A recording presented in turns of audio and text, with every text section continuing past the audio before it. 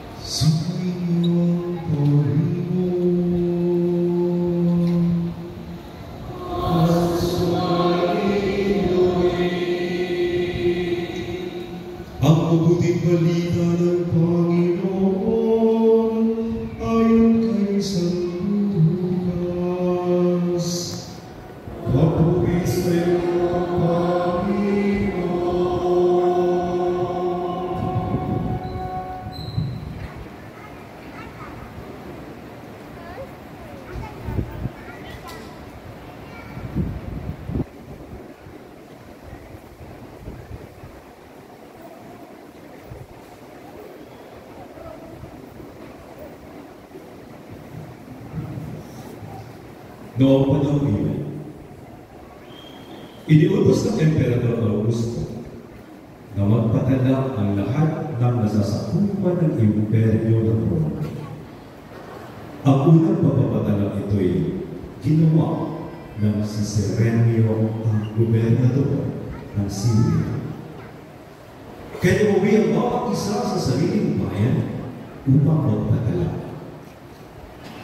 Mula sa Nazaret, Galilea, si Jose ay pumunta sa Bethlehem, Judea, ang bayang sinilangan ni Haring David sapagkat siya'y mula sa angkan at lahi ni David.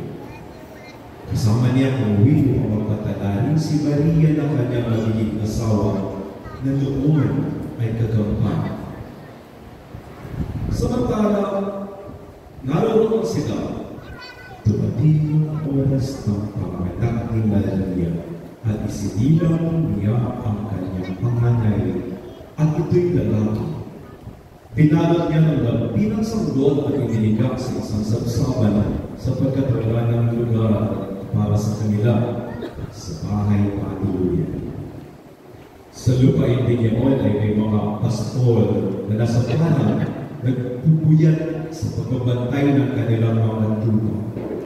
Biglang lumitaw sa harapan nila ang isang anghel ng Panginoon at lumaganap sa paligid nila ang nakasisilaw ng kaningningan ng Panginoon. Natakot sila ng gayon lamang, ngunit sinabi sa kanila ng anghel, "Huwag kayo matakot.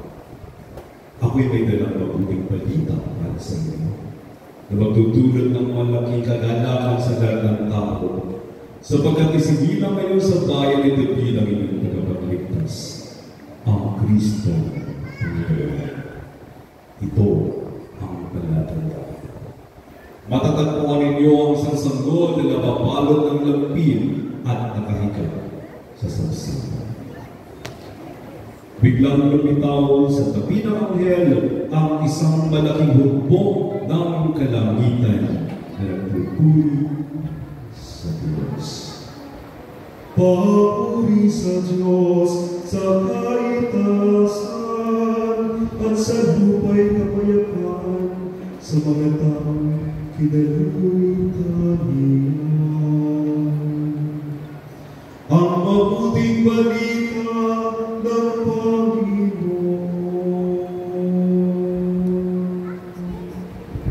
Pinupuri ka namin, Panginoon Jesucristo.